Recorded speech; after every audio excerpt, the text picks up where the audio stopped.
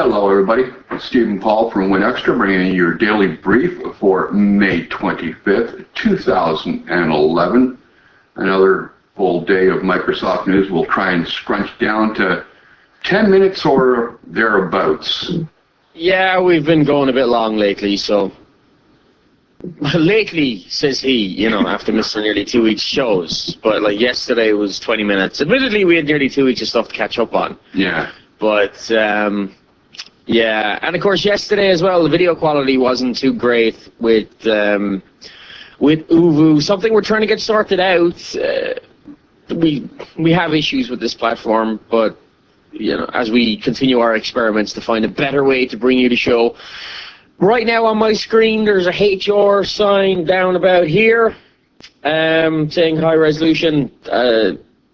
Hopefully, it's not appearing on your on the final video. If it is, oh dear God, help us. Maybe it's something we can work out with Uvu, who knows. Anyway, Windows 8 chatter. Can you hear that? Yep, just now. Yeah, I'm telling you, the gods do not want us to record this bloody show. Bloody train going past my house. Oh well. Alright, yeah, but Windows 8 chatter. Apparently Digitimes is saying that ARM tablets are to arrive before the end of the year. Something that I've been saying, that we should see Windows 8 ARM tablets before we would see the desktop release. That's my gut feeling on things. And you know, you also have that everybody's kind of going on the view of Bammer with his Windows 8. We'll see it next year. Of course, like, the stuff that ever comes out of Bammer's mouth can never be trusted. Well, apparently, I guess now they're backpedaling on that. Yeah, Microsoft has come around and they have said it appears that there was a misstatement. They said in a statement that they issued on Monday afternoon, we are eagerly awaiting the next generation of Windows 7 hardware that will be available in the coming fiscal year. To date, we have yet to formally announce any timing or naming of the next version of Windows, which of course raises speculation that we won't even see Windows 8 tablets in 2012. At least in the fiscal 2012, as you know, they're saying the next generation of Windows 7 stuff.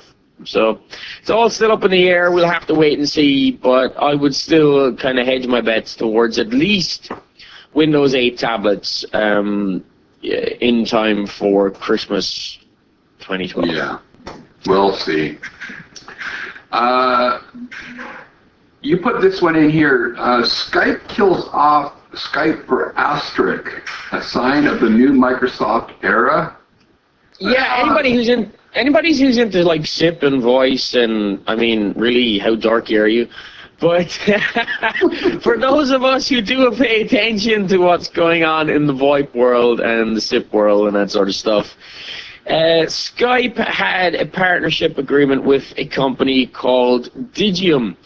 Basically, by using Digium's asterisk, Skype was able to talk to not just the old telephone system networks, but Skype could talk to other SIP phone networks and VoIP networks, the companies might be using and that sort of stuff.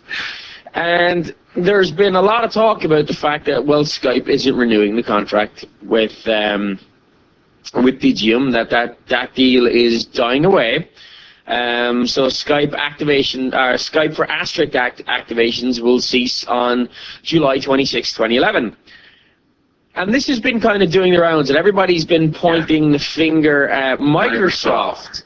However, a post came out of Tim Patton called The Long, Slow Death of Skype for Asterisks, which is worth having a look at, which basically says there's been a lot of tension between Skype and Digium, and that generally it wasn't even expected that Skype, prior to the Microsoft deal, would be picking up the Digium sort of contract deal again.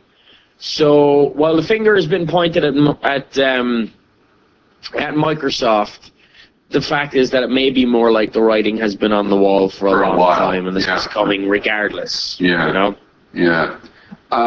So speaking of other things leaving the Microsoft camp, huh? Yeah. The last Xbox founder is leaving Microsoft. Apparently, Otto Ottes, the original Xbox founder, told the company has submitted his resignation. I guess he led the category of ultra portables, wireless touch, blah, blah, blah, a whole bunch of stuff. He's going off to new things after 18 years, I think it is, they said he was there for.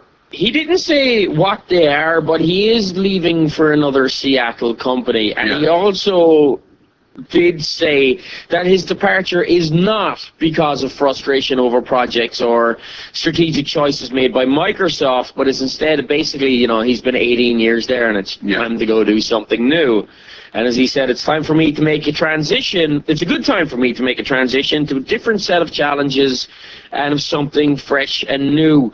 But it still raises questions about Microsoft's ability to retain these kind of visionary members of staff. To be fair, he hadn't been working on the Xbox platform for quite a while. He'd been involved in other things, mostly under, what's-his-face, Ozzy, when he was there. And well, actually, the reports that I've been reading have said that, you know, that yes, he's been working at Ozzy, or under Ozzy, when Ozzy was president, and even that sounds dirty, under Ozzy.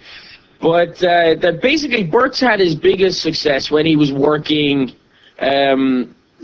with Bill Gates, when Gates was leading the company, because of basically the way Bill Gates was always seen as, even though he was leading the company, he was still very much a dreamer, a ruthless dreamer, but a dreamer nonetheless. And it was those dreams that led to the inspiration and the vision that was kind of driving the company, something which the company is strongly lacking at the moment, which brings us right back to the, is it time for Palmer to go? Is it, you know, can Microsoft retain visionary talent if there's no visionary leading the company? Yeah. And so on and so forth. Stuff that we have discussed a million times and doesn't need to be gone over again today, I think. But that kind of wraps us up on Microsoft news for today. Not a lot of new stuff to report. No. Obviously, I mean, this is all valid news, but sort of no new technology reports, because the big sort of release of technology was Mango yesterday. And just the inundation of posts after that are just enough to make one go, no more! We can't complain about people writing posts about Microsoft announcing Mango yesterday when we sat here and did a podcast about it. Well, no, of course. We're part of that. That media machine. One thing I would like to know, you know, in our field of blogs and talking about Microsoft, you were telling me just pre-show that Greer Dudley, who is well known for, was it Seattle Times? He worked at Seattle Times? No! That was a misquote on my part. I was talking about Otto Ottes leaving Microsoft. Okay. So when I looked at my screen, that story we reported came out of the Seattle Times and was written by Greer Dudley. I looked at my screen, it was his name that I saw, and for some reason my brain did a mental fart and passed the wrong name to you while we were talking about it. Blame your pincushion arms.